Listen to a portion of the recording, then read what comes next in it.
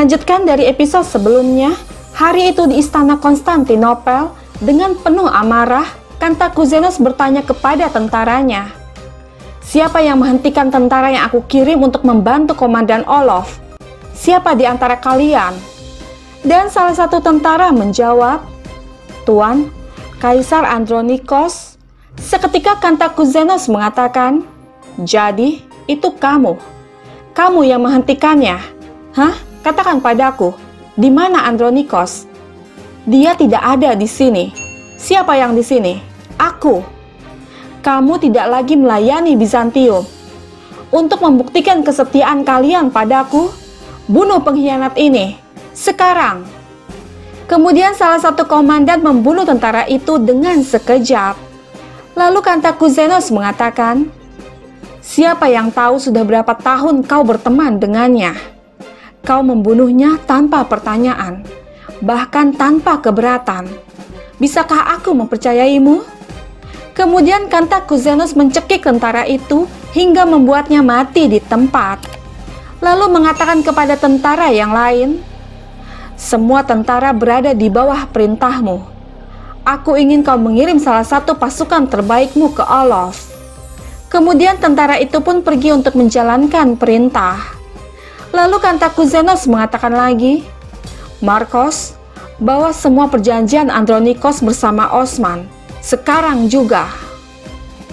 Sementara itu, Bayindir menghampiri Olof di markasnya seraya berkata, "Jadi, Olof, jika kamu mengharapkan orang lain untuk membantumu, kamu akan menyesal pada akhirnya. Kamu tidak bisa menjaga Sobashi. Mereka memberimu tugas, tapi kau mengacaukannya." Mendengar ini membuat Olof kesal, kemudian melemparkan tangga ke arah Bayindir. Menyaksikan ini, Bayindir berkata, "Baiklah, aku tidak mengatakan apapun. Kita menyiksa Sobashi dengan sangat buruk. Sampai dia sembuh, aku akan mengambil wanitaku dan menetap di tendaku." Kemudian Olof bertanya, "Mengapa kamu di sini jika kamu memiliki pernikahan?" Dan Bayindir menjawab, "Ismihan Sultan memerintahkanku. Dia marah karena kamu membiarkan mereka mengambil Sobashi. Aku menenangkannya. Sekarang, sampai kita mendengar dari Valide Sultan, kamu tidak akan bergerak. Aku di sini untuk memberitahumu hal ini." Lalu Olof mengatakan, "Selama dia memberiku apa yang aku inginkan, aku akan melakukan apa yang dikatakan Ismihan Sultan. Pergi dan katakan ini padanya." Lalu Bayindir mengatakan, "Hussein, ayo pergi. Ini tidak tepat bagi pengantin pria untuk membuat mereka menunggu. Ayo." Kemudian dia pun pergi meninggalkan markas. Sementara itu, di benteng Marmaracik, terlihat Esma yang tengah merias Alcicek dengan pakaian pengantin. Melihat Alcicek yang tidak bersemangat, Esma berkata, "Itu membuatku sedih melihatmu seperti ini. Mengapa kamu menyiksa dirimu sendiri, Alcicek Hatun?" Dan Alcicek menjawab, "Aku pikir aku bersandar pada gunung yang tidak bisa dihancurkan. Tapi gunung itu runtuh, dan aku tetap di bawahnya. Aku sudah mati, Esma. Aku tidak peduli tentang apapun." Kemudian Esma mengatakan, "Berdiri, ayo, berlarilah. Jangan lakukan ini pada dirimu sendiri." Namun Alcicek mengatakan, "Aku telah menerima nasibku, Esma. Jangan kasihan padaku." Tidak lama Bengge Hatun datang memasuki ruangan, kemudian menghampiri putrinya seraya berkata, "Kau terlihat sangat cantik, putriku. Semoga mata indahmu tidak meneteskan air mata lagi. Putri kecilku, apapun yang aku lakukan, aku melakukannya untuk kebaikanmu. Ingatlah ini." Beberapa saat kemudian, Bayindir menghampiri Ismihan Sultan yang sudah berada di halaman benteng seraya berkata, "Kau membuat kami senang atas kedatanganmu, Sultanku." Lalu Ismihan mengatakan, "Terima kasih. Masya Allah, semua orang di sini. Tapi, di mana Osman Bey?" Dan Okten Bey menjawab, Undangan sudah kami kirim, tapi aku tidak tahu apakah dia datang, Sultanku." Lalu Ismihan berkata, "Ini tidak tepat. Bey perbatasan besar meninggalkan 2 bey pentingnya sendirian di hari paling bahagia mereka. Kalian lihat kan, Bellers?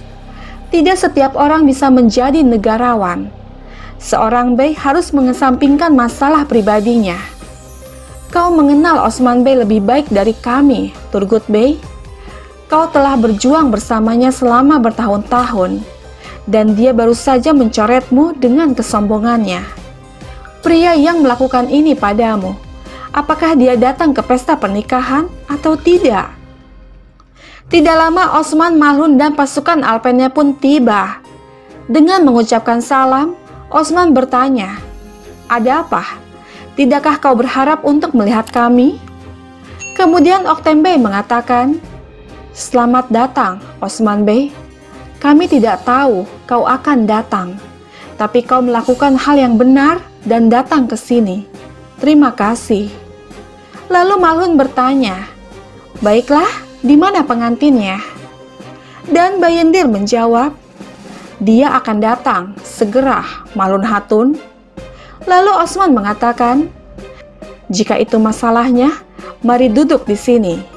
Kemudian Osman dan Malhun pun duduk di hadapan mereka yang masih berdiri melihat ke arah Osman dengan tatapan mata yang tajam. Kembali lagi ke Alcicek.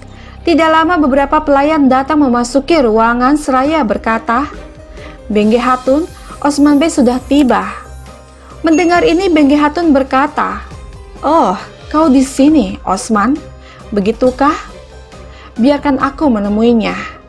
Kemudian dia pun pergi meninggalkan Alcicek sendirian.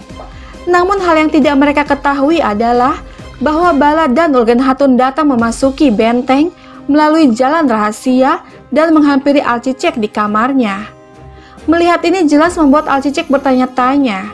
Lalu Bala menjawab, "Cepatlah, kami akan membawamu ke Aktemur." Mendengar ini Alcicek bertanya, "Kepada Aktemur yang pergi meninggalkanku?" Kemudian Ulgen Hatun mengatakan, "Sekarang aku akan berteriak ada api. Gadis, dia hampir mati untukmu." Bala juga mengatakan, "Saat Aktemur datang untukmu, musuh menculiknya. Saat ini dia tidak sadarkan diri." Mendengar ini Alcicek bertanya, "Apakah kau serius, Bala Hatun?" Tapi seketika Bala mengatakan, "Tidak ada tapi, Alcicek. Kamu tidak menginginkan pernikahan ini. Aku tahu kamu melakukannya karena kamu harus. Tapi selama kami di sini, tidak ada yang akan menikah dengan orang yang tidak mereka inginkan." Kemudian Ulgen Hatun berkata, "Ibumu akan datang, Alcicek.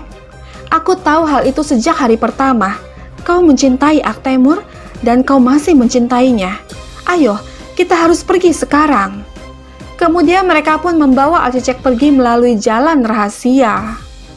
Sementara itu, Bengge Hatun bertanya kepada pelayannya, "Siapa yang bersama Osman?" Dan pelayan itu menjawab, "Malhun Hatun dan Alpennya."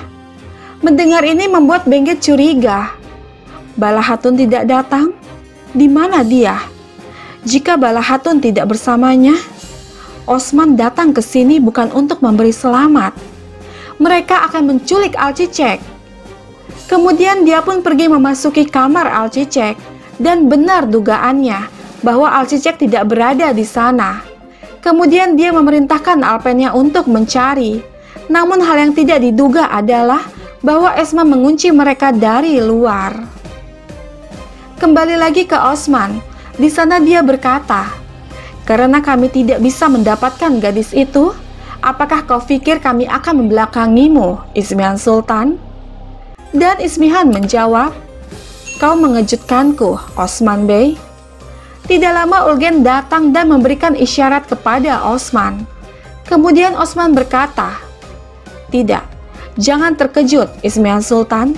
Kau belum melihat apapun. Aku tahu bahwa kehadiranku meresahkanmu. Kau pasti bertanya-tanya apa yang akan aku katakan." Lalu Ismihan mengatakan, "Aku berharap kau tidak melakukan sesuatu yang salah." Namun Osman mengatakan, "Apa yang menurutmu salah, itu hak kami." Lalu Ismihan berkata, "Kau tidak dapat membayar harga untuk apa yang kau lakukan." Namun Osman mengatakan, "Tidak ada seorang pun di antara kalian yang dapat membuatku membayar sebuah harga. Permainanmu, ketidaksetiaan, kerusuhan tidak membuat kami kehilangan apapun, baik cinta ataupun patriotisme." Seketika Bengge Hatun datang berteriak mengatakan, "Oktembei, mereka menculik Alcicek." Kemudian Osman berkata, Alcicek dan Aktemur akan mengadakan pernikahan besok. Dengan penuh amarah, Ismihan memerintahkan tentaranya untuk mengepung Osman. Namun Osman meminta Alpennya untuk tetap diam. Kemudian berkata, "Di Kastil Inegol, tempat Gundusbei menumpahkan darahnya, kalian semua diundang ke pernikahan kami." Mendengar ini membuat mereka semua hanya terdiam. Sahabat, bergabunglah terus bersama kami untuk mengetahui kisah selanjutnya.